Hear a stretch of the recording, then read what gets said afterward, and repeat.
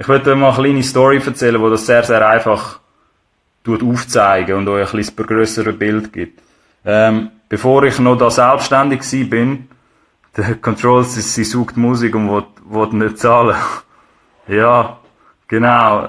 Also, ihr müsst euch so vorstellen, wo ich, und das habt ihr sicher auch gehabt, wo ich noch, bei der Warner Music gearbeitet habe, vor 1,5 Jahren, könnt ihr euch vorstellen, bin ich jeden Morgen aufgestanden, habe meine Routine daheim gemacht, bin auf dem Weg zum Geschäft, das war immer eine Station gewesen mit dem Zug, habe ich musste irgendwie zum Stadelhofen gehen und dort aussteigen.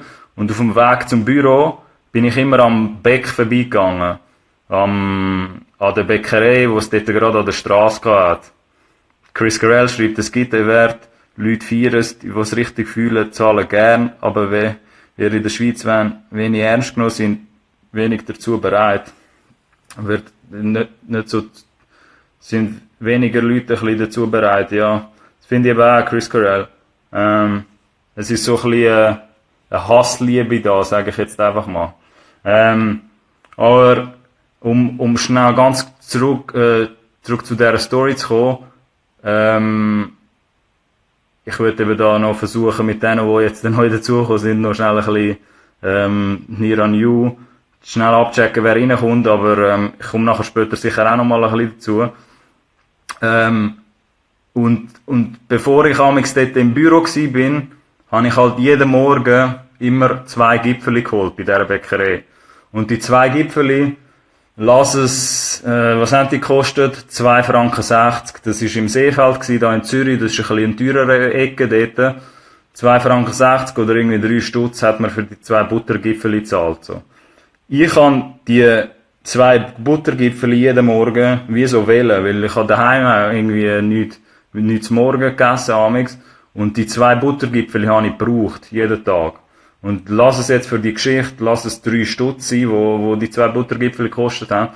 Aber ohne die 2 Buttergipfeli am Morgen hätte ich meinen Tag gar nicht können starten und hätte auch gar nicht können, ja, richtig funktionieren. So wie ihr vielleicht auch irgendeine Morgenroutine habt oder irgendetwas, ob das jetzt ein Kaffee ist oder irgendetwas, wo ihr am Morgen unbedingt braucht, so.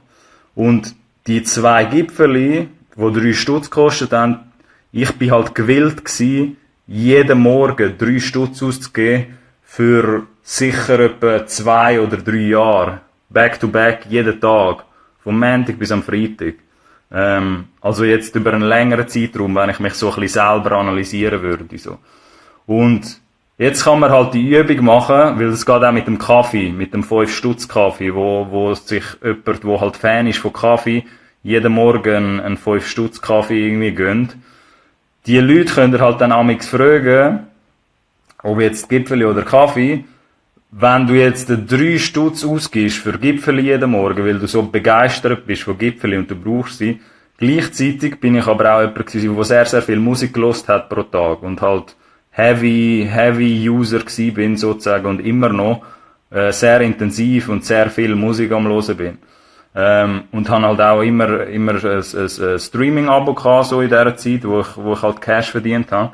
Aber hätte man mich jetzt dort gefragt, bin ich bereit dazu, jeden Tag 3 Stutz zu zahlen für meine Musik?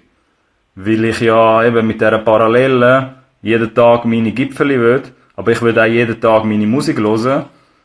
Würde man jetzt die Leute raus fragen, ja, ist man bereit dazu, 3 Stutz zu zahlen am Tag, dann ist halt ein rechter Betrag plötzlich da im Jahr, wo halt Musiker oder die Musikindustrie und die Künstler dort dahinter würden verdienen. Weil wir sind noch nicht dort, und ich werde euch das nachher ein bisschen mit Zahlen zeigen, mit Statistiken, dass halt effektiv 3, 4, 5 Stutz pro Tag ausgeht für Musik. Aber vielleicht versteht ihr ein bisschen, auf was ich raus will, so.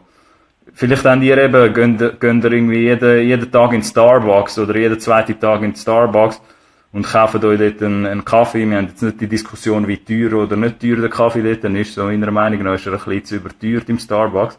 Darum bin ich auch nie dort.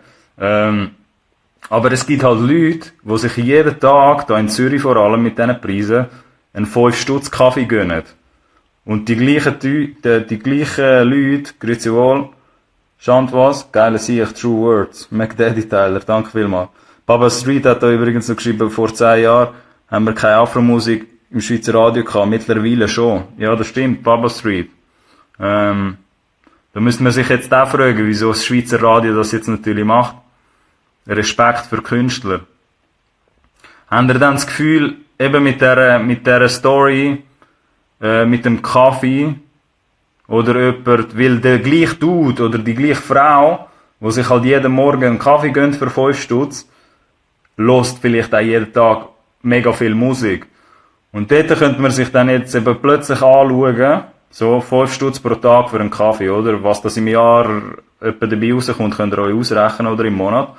Und jetzt kann man sich natürlich da eine Einnahmequelle anschauen für die Musiker und Künstler unter euch. Und zwar, ja, wie teuer ist denn eigentlich ein Streaming-Abo? So. Und ein Streaming-Abo in der Schweiz ist, glaube ich, irgendwo Durchschnitt 12 Franken im Monat. So. Jetzt seht ihr, ich sage jetzt einfach mal 12, 13 Stutz. Ich bin jetzt nicht auf einer Seite von einem Streaming-Anbieter, wo ich da den Preis anschauen kann. Aber jetzt seht ihr, auf der einen Seite haben ihr mega viele Leute, die einfach gerne den ganzen Tag Musik hören und das für 12 Stutz machen im Monat.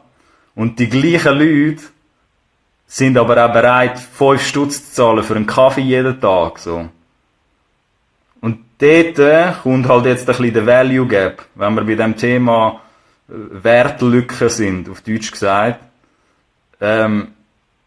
Macht das Sinn? Macht das nicht Sinn? Müssten wir mehr zahlen für Musik? Sieht Konsumenten, die Gesellschaft da draussen, die Musik eher ein bisschen unter dem Wert als das, was es sollte sein. So, über das können wir jetzt da ein bisschen reden. Darum gebt euch gerne meinen Input.